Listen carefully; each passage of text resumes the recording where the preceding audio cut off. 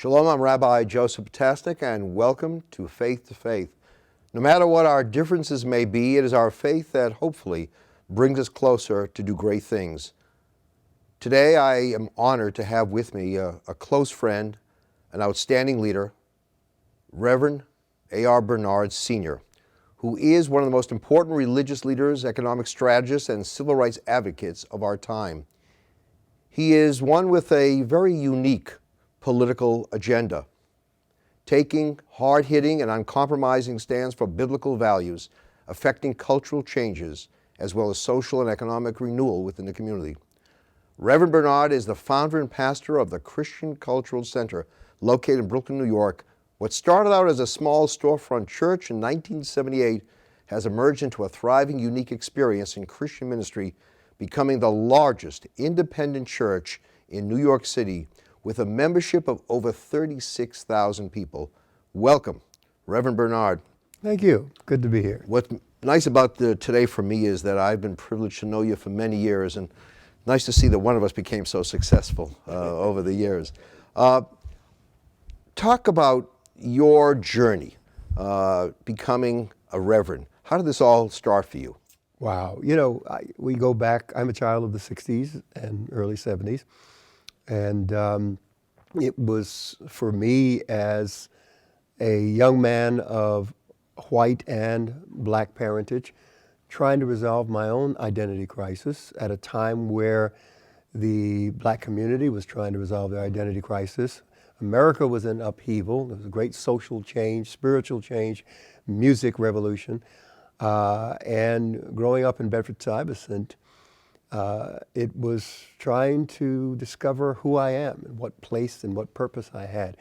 And it always led me to something spiritual, but I just couldn't put my finger on it. Now, your parents, their religious affiliations? Well, I was born in Panama, and 93% Catholic at that time. And my mother actually ran track for the Olympics in Panama. And she met my father, who was a restaurateur, man twice her age. And unfortunately, I resulted in that. And it was quite a traumatic experience for her because she had a full scholarship to come to the United States to study at Tuskegee Institute. She was a silver and gold medalist for Panama and Venezuela, and she ran for Jamaica as well in the Olympics. So I interrupted all of that. So it was very traumatic, and my father, who was white Spaniard, really didn't take ownership of the situation. So for the first 3-4 years of my life and my birth, she was in a depressed state. So her uncles got her together and sent us to the United States to make a new start. In 1957, I arrived here. You always Christian? It was a journey. Again, born into a Catholic home, Catholic family. So when I came, the masses were still in Latin here. But I was seeking, I was searching. I was always a reader, a seeker. So I began to study different religions and got involved in martial arts in my teen years, which took me into Eastern philosophy, Eastern religions. But what was more critical for me, because I was part of the desegregation program, so we were bused to white communities in order to desegregate the schools. So you really felt part of the social experiment. And I ended up becoming a part of the riots that took place because we were trying to bring African American studies into an all-white institution. And that led me towards a more radical experience for social change, which eventually landed me in the Nation of Islam. And that was not under Farrakhan, that was under Elijah Muhammad before he died. And then from there? Well, in 1974, a young lady came to work for me, my secretary, and she's a little Pentecostal woman. And she began to talk to me about this Jesus in a way that I hadn't heard before. So it, stirred my curiosity. And I would ask her questions because I read the Bible, I read about the Bible, read some of the early fathers and the early thinkers, and basically asked her questions. So her pastor told her, look, stop talking to this guy, he's going to confuse you, leave him alone. But what intrigued me was her simple childlike faith in this particular individual. So I became really intrigued by not the institution of Christianity, but the person of Christ, his life, his Jewish roots, all of that, intrigued me. So I was invited to a meeting where a young man by the name of Nicky Cruz, they made the film, The Cross and the Switchblade, about him. He was sharing his story and his journey, and it hit me that night. And that night, something deep and profound happened inside of me, and I made a commitment to Christianity and began a whole new journey trying to understand the Christian faith. Now, I remember, I think, one of our conversations some time ago, you have a Wall Street background as well? I went from a special program as a student and where I worked and went to school at the same time, and ended up at a major New York bank, starting off as a clerk, and became an operations specialist. So I was there for 10 years, from 1970 to the end of 79, when they closed down their consumer lending division and began to get involved in international banking. Many people have asked me, because they know of our closeness, what is he saying or what is he serving that he's getting 36,000 people to come to services? And I'm an admirer of your preaching talent, but there's got to be something that brings all these people together. I know it's you, but it's got to be you plus. Well, I think it's a combination of things. We ask people when they decide to become a part of our faith community, why? Why did you come? What drew you? And three things come up every time: practicality, depth, and relevance. And they're speaking of the message, the word, the teaching. And of course, it's orderly. We try to make it a great experience. Spirituality is a person seeking self-transcendence. And we try to give them an experience where their thinking is challenged, but also they experience a moment of self-transcendence. And that's in the prayer time, it's in the time of worship. And that's trying to live above the realities of human experience. And they leave with something special. So for us, it's really about giving them an experience. And that's what holds them. So someone like Joel Osteen, who has become very popular, he's on week after week, and every message that I've heard is always very uplifting, very positive. People walk away feeling good about who they are. How do you look at that in light of what you're doing? Well, Joel serves a purpose. I know him. I knew his father very well, so I know the family for many, many years. I knew his mother when she first contracted cancer, and know her story and her testimony. His father was quite different. He was a very confrontational, challenging guy. But Joel is part of I'm sorry to offend anyone, but part of a machine that works very, very well that they established. And he is non-intimidating, non-confrontational, and he can make people feel good. In fact, he's been accused of feel-good Christianity. Yeah. So he's looking to make people feel good, use Christ as the vehicle to communicate that message and as a platform. But I think religion and faith goes beyond just feeling good, because all of life doesn't make you feel good. There are realities of life that you have to be equipped to deal with, and I don't think that makes that happen. So with us, it's more than just making converts. We want to make disciples. Someone once said that religion has a twofold purpose.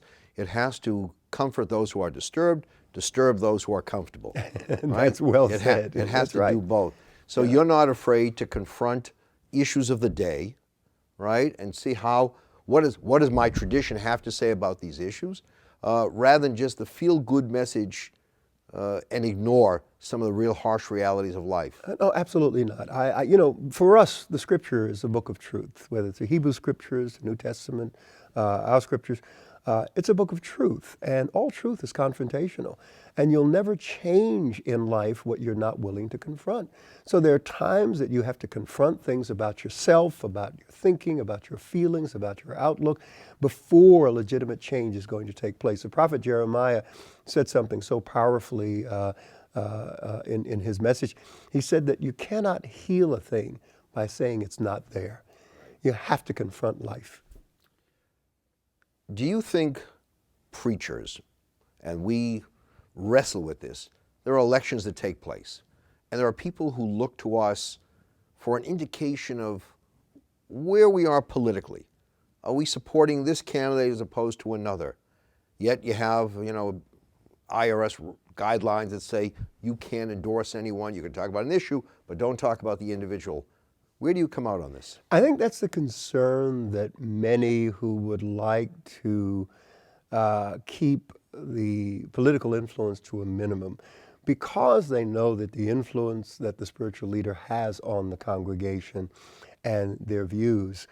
So they rather not have us endorse a political candidate. But you know as well as I do, we have ways of just saying, if it were me, this is the direction that I go in. There was a Pew survey, we talked about it on WABC radio broadcast, that shows that there has been a 9% increase from 2012 as to people in the nation who want religion in the public square, in the conversation, not necessarily endorsing political candidates, but at least bringing a moral perspective to what's going on in our society. The problem is, I think when we look at that Pew study in its entirety, it also shows that there are many people who are just, they're walking away from religion. At least their perception of religion. They'll walk into a house of worship, and you've heard the experience. I walk in, the preacher was beating me up. I have enough problems in my mind, I don't need to be criticized, and I'm there, and he's criticizing those who don't come. But I don't think it's a walk away from religion. I think they're looking for a new experience. I think they've grown accustomed, maybe tired of what they've been traditionally exposed to. Because I believe that man is essentially spiritual. There is that something about us that is transcendent, that we look to satisfy, to understand. We believe that there's something more. That's what gives us hope, in life, that there's something more than just this. So I think it's looking for new experiences religiously or spiritually.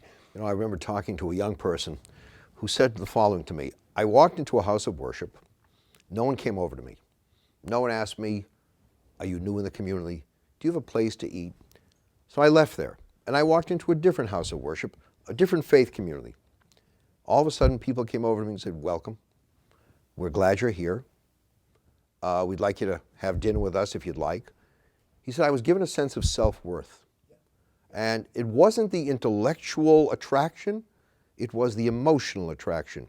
And I think we as clergy have a responsibility. We have to reach people on different levels. Not everybody comes in, with the same needs, but there is intellectual, there is emotional, right? And I think sometimes we minimize one, to satisfy the other.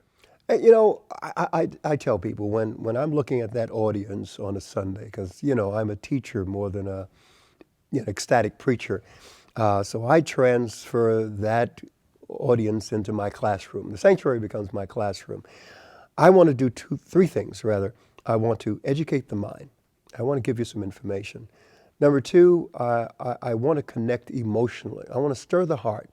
All right. And number three, I want to motivate the will. I want you to do something about what you just heard. Have a sense of responsibility. Too often we choose one over the other. But I think we have to do all three. And people basically are looking for acceptance. They're looking for identity. They're looking for a sense of belonging. And wherever they go, they can feel warm and welcome. They'll tend to stay there and get involved. And there are people who look at our congregation and say, wow, 36,000 people. We have 4 services a week, and we still don't accommodate everyone. But they say, I would get lost in an organization so large. But there's a principle in life that in human relationships, distance is not measured in miles, it's measured in affection.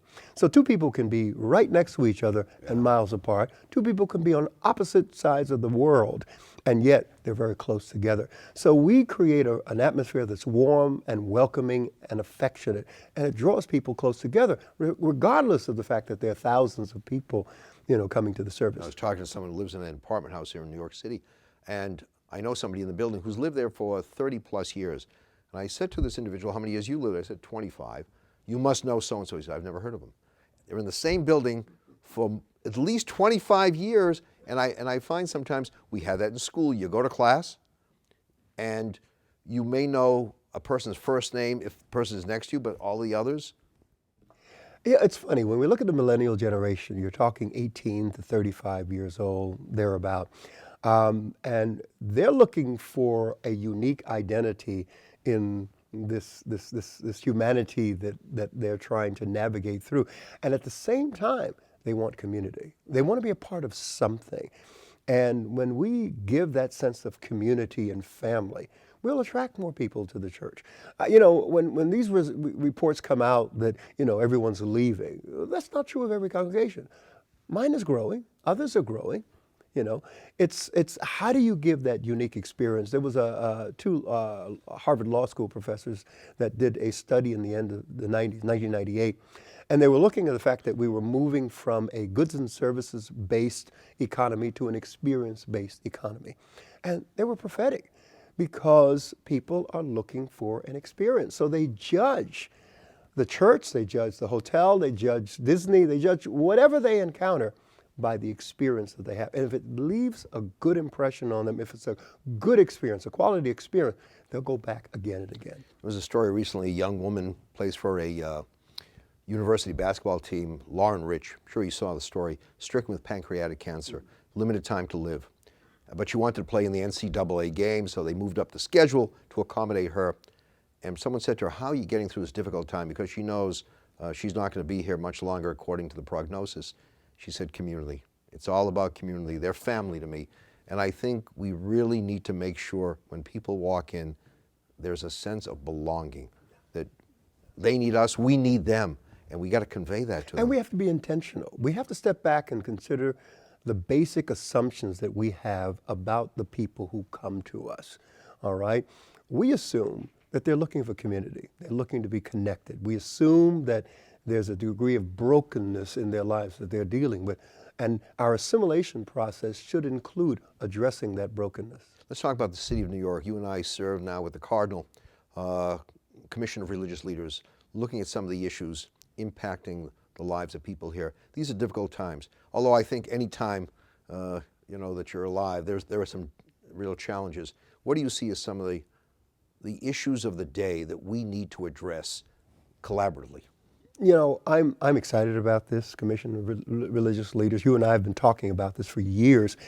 And the fact that the mayor initiated this by inviting, religious leaders from around the city to come together, primarily in response to the Eric Garner situation and what's happening between the community and police. In Staten Island, yeah. Yeah, but the moment he invited religious leaders to the table, he presented the reality that these are moral issues. We're talking about the value of human life, how we treat each other, no matter what capacity or role we're playing in society. We have to have a respect for human life. So I'm excited about the coming together of religious leaders. I think we bring a unique approach and perspective to what's happening in society. We look back at civil rights, for example. Who does not remember or who does not see the picture of Dr. Martin Luther King Jr., Rabbi Abraham Joshua Heschel walking arm in arm, right? And the difference they made as religious leaders addressing civil rights. You think of the wars over the years and religious leaders confronting the challenge and saying, we need to talk about this. People welcomed that prophetic voice in the arena. Yeah. Right? Yeah. I think what was successful about Dr. King's movement is that he appealed to the conscience of America. And he said, let's take racism out of an economic perspective. Because that's where it was at the beginning, in the early days of slavery. It was all economics. Because when the Germans came and settled in the Shenandoah Valley, they developed a system that worked great without slaves. But of course, Jefferson said, no, we have the luxury of having slaves, so we're not going to visit that right now. So it began as an economic issue, but he made it a moral issue. And as a result, America responded because there was a sense of shame that we, in this country, it's such an advanced civilization, we're still conducting this type of behavior towards anyone in our society. You look at our country, there's a divide. We talk red, blue, we talk income inequality. Where do you see our responsibility there? What do we do to get people closer? Religion means to bind together. And Obviously, we all have to do more, but where do you see our role specifically here? Well, again, morality has to do with right and wrong conduct, how we treat each other as individuals. And I think that we are the pillars and ground of that truth that's necessary within the society. The whole idea of being salt and light as illumination, but salt as a preservative. And salt, interestingly enough, was not put in meat to convert the meat to salt. It was there to preserve the integrity of the meat. And I believe that we preserve the moral integrity of society. You were very blessed with a wonderful family. I've met members of your family, met some of your sons who really look at you as their father, but a role model. You're an example for them, and some of them are following in your footsteps. How did you do what others could not do? There are many kids who say, I'm a preacher's kid, but I'm not becoming a preacher. Well, I tell you what, first thing that I did was threaten my congregation when my boys, because I have old boys, sons, when they were young and growing up, 7. One adopted and the other 6 natural born to us. But when they were young and growing up, I threatened the congregation. I said, look, I'm telling all of you here in this congregation, do not cause my sons to resent what I do, because you are holding them to a higher standard than all of the other normal children. I said, let them have a normal life. I said, if you don't do that, you're going to have to answer to this woman here, my wife. I said, you don't want to deal with her. You'd rather deal with me. So I allowed them to grow up normally, to have a normal life, to not be pressured because, they were preachers' kids, PKs, they're called. And when they were ready, and if they felt that this is something that they wanted to do and get involved with, then I would entertain the notion. And as a result, they came on their own. Yeah, I think there's one more part of it. I often tell rabbis that your kids love you, but they don't love you because of your resume, right? They don't say, I love my parents because my dad went to Harvard, my mom, went to Stanford or whatever, or my dad's a great preacher. That's nice, but that's not the essence of the relationship. They love you because you're there for them. They love you because in spite of everything else you're doing, you're never too, I never remember my family being too busy. As busy as they were never too busy for their kid. Right, and I think that's what they talk about. I tell people, look, never mind spending money to buy things. Give your children experiences, because when they get older, they talk about the experiences they had. They don't remember what you bought them for Christmas when they were 9, 8 years old, but they do remember the experiences that they had as a family.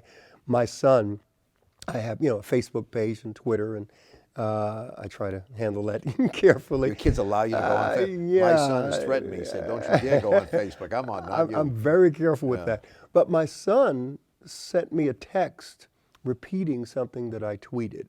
And the principle was, rules without relationship leads to rebellion. And he sent that to me. He said, Dad, thank you. Because it was about building a relationship with them. And because of that relationship, they were willing to submit to the principles that govern our household. I remember a preacher telling me about the kitchen table in his house. He says, that's the place we learned, right?